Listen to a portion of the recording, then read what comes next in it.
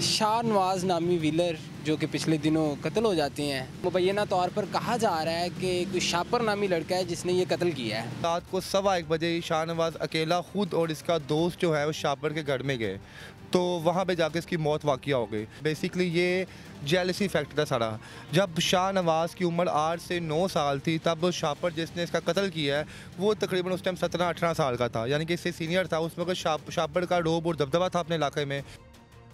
अस्सलाम वालेकुम, मैं हूं रेहान हैदर और आप देख रहे हैं डिजिटल रंग। नाज़रीन, शाहनवाज नामी व्हीलर जो कि पिछले दिनों कत्ल हो जाते हैं, उस केस से तमाम लोग आप वाकिफ़ हैं और मुबैना तौर पर कहा जा रहा है कि कोई शापर नामी लड़का है जिसने ये कत्ल किया है। क्या कहानी है, ये जानने के लिए हमारे साथ इस वक्त इर्तिज़ा भट्ट साहब मौजूद हैं जिन्होंने देखा है, दोनों फैमिलीज़ को मिले हैं। इनसे जानते हैं कि असल हक़ाइक़ थे क्या। अस्सलाम वालेकुम। वालेकुम अस्सलाम। भट्ट साहब, मुझे बताइएगा कि आपने दोनों फैमिलीज़ का मौक़िफ़ लिया है, आपकी नज़र में ये केस क्या है?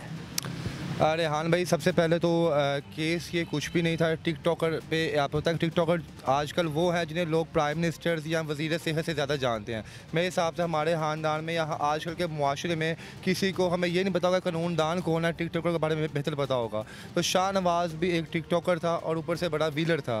ये हमारे इलाके में आज हमारे सोसाइटी में आजकल जो बंदा जिस काम में एक्सपर्ट होता है और टिकटॉक पर वीडियोज़ डाल दे तो उसकी फ़ैन फॉलोइंग बढ़ना शुरू होती है। शाहनवाज भी ऐसे ही था, एक अपने इलाके का एक व्हीलर था। आहिस्ता से उसकी फ़ैन फॉलोइंग बढ़ी, पहले 10 बंदे साथ मिले, फिर 20 मिले, फिर हज़ारों का काफ़िला बना, तो वही उसकी मौत की वजह बना है। और बताया जा रहा है मुबैना तौर पर कि शापर नामी कोई लड़का है, उसने ये कत्ल किया है। जी। इस बात में कितनी सदाकत है? अपना रेहान भाई, इसमें इसके दो आपको आंसर्स मिलेंगे। अगर आप शाहनवाज की फैमिली की जान से देखेंगे तो वो आपको ये कहेंगे कि बेसिकली इसको शाहनवाज वहाँ पे सुलह की नीयत से गया था, क्योंकि जिस दिन ये वाक़या पेश आया उसे एक दिन पहले शाहनवाज रावलपिंडी में अपनी गेम करने के लिए गया हुआ था। इसको वहाँ पर बुलाया गया कि आज तुम्हारी सुलह है। इसके भाई ने बुलाया, जो भी इसके घर के मेंबर थे, तो ये वापस लाहौर आया वहाँ पे। और रात को 1:15 बजे शाहनवाज अकेला खुद और इसका दोस्त जो है वो शापर के घर में गए, तो वहाँ पे जाके इसकी मौत वाक़या हो गई। शापर की जो फैमिली मेंबर्स हैं उनका ये मौक़िफ़ है कि ये यहाँ पे डकैती की नीयत से आए थे और हमने अपनी जान बचाने के लिए इन पे क्रॉस फायरिंग की, जिसकी वजह से इनकी मौत वाक़या हो गई। मुल्ज़मान गिरफ़्तार हो चुके हैं? शापर तो जो मरकज़ी मुलज़म है वो तो अभी तक गिरफ़्तार नहीं है। शापर के वालिद और भाई जो हैं वो इस वक्त जो है पुलिस की हिरासत में ही हैं। अच्छा भट्ट साहब, आपने दोनों फैमिली के साथ वक्त गुजारा, घरों में भी गए हैं, किस तरह के हालात थे? क्योंकि टिकटॉक पर तो हम वही देखते हैं जो हमें दिखाया जाता है, बिहाइंड द सीन क्या था? बिल्कुल, मुझे शाहनवाज व्हीलर का घर दिखाना इसलिए लाजमी था क्योंकि कुछ लोग जो ये समझते हैं कि जो बंदा वन व्हीलर है, जो मशहूर टिकटॉकर है, शायद वो फाइनेंशियली थोड़े बहुत फिट है। लेकिन मैं यकीन माने जब उनके घर गया तो मेरी आंखों में आंसू आ गए कि उनके घर एक आम नॉर्मल घर था। एक डबल सीटर बेड लगा हुआ था, एक पंखा था और एक फ़ैन था। वो लोग जो शाहनवाज को ये समझते थे कि ये बहुत बड़ा कोई डकैत है या कोई चोर है या कोई भी ऐसा वैसा है, उनके लिए वो मैसेज था कि यार वो बंदा नॉर्मल था। उसके घर के हालात बता रहे थे, वो ये बता रहे थे कि वो बस जो है वो अपने जो उसकी आमदनी थी, जहाँ पे मुलाजमत करता था, उसी से गुजर बसर करता था।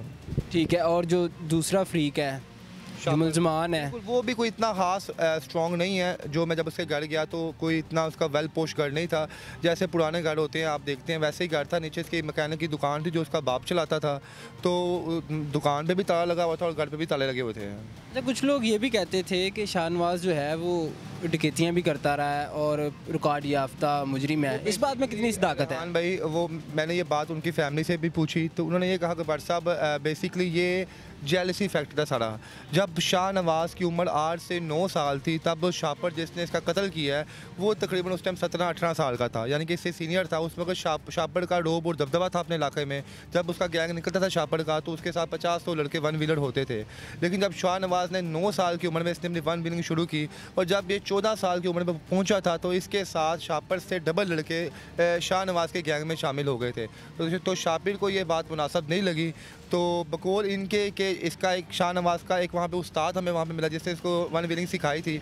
वो ये कहता है जब हमारा गैंग राउंड पे निकलता था बाहर तो शापर के गैंग के लड़के आते थे और हमारे गैंग पे फायरिंग करके भाग जाते थे।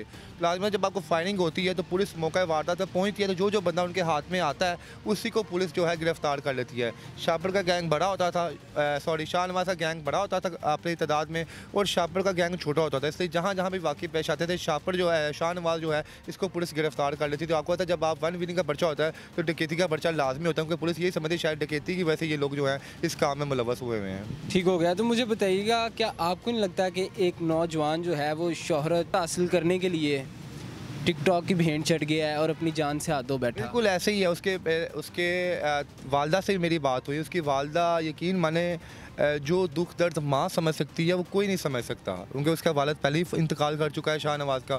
तो उसकी वालदा ने बार मुझे बताया, मैं इंटरव्यू में बताया कि मैंने बार अपने बेटे को समझाया कि ये वन व्हीलिंग छोड़ दो, तो वो नहीं छोड़ पाया। हम दरअसल रेहान भाई उस सोसाइटी में हैं कि हम अगर कोई काम छोड़ भी दें ना तो हमें बाकी लोग पुश करते हैं, यार तुमने ये काम छोड़ा क्यों, और आपको मज़े की बात बताऊं, 1.5 साल पहले शाहनवाज़ की टांग भी टूटी थी इसी वन व्हीलिंग के चक्कर में। वो 6-7 महीने बेड रेस्ट पे भी रहा था, लेकिन उसके दोस्त उसको दोबारा पुश करते थे, यार तुम नहीं, ये मज़ा नहीं आ रहा, ये नहीं आ रहा, वो नहीं आ रहा।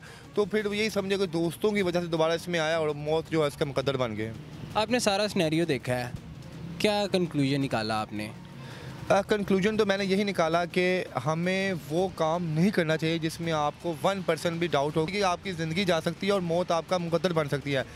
रोड एक्सीडेंट्स अगर आप देखें तो नॉर्मल रूटीन में आपको कितने एक्सीडेंट नज़र आते हैं, और वन व्हीलिंग एक ऐसी चीज़ है, आपकी 1% मिस्टेक आपको मौत के मुंह में डाल देती है। इसकी एक वीडियो वायरल हुई कुछ जब मैंने इस केस पे प्रोफाइल पे काम करना शुरू किया कि शाहनवाज़ बाइक चला रहा है और उसके ऊपर एक लड़का बैठा हुआ है। आप ये देखिए कि आप इमेजिन करें कि आप होंडा चला रहे हैं कोई 100 की स्पीड से और आप व्हीलिंग मारे, आपको शोल्डर पे लड़का बैठा हुआ है, तो 100% आप मौत को आवाज़ दे रहे हैं।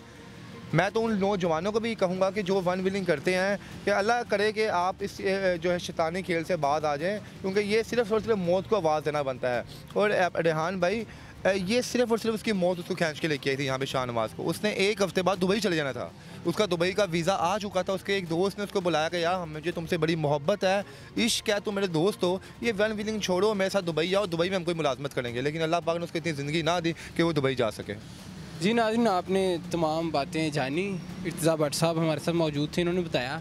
अपनी राय कमेंट सेक्शन में ज़रूर आगाह कीजिएगा। इसी के साथ मुझे दीजिएगा इजाज़त। अल्लाह हाफिज़।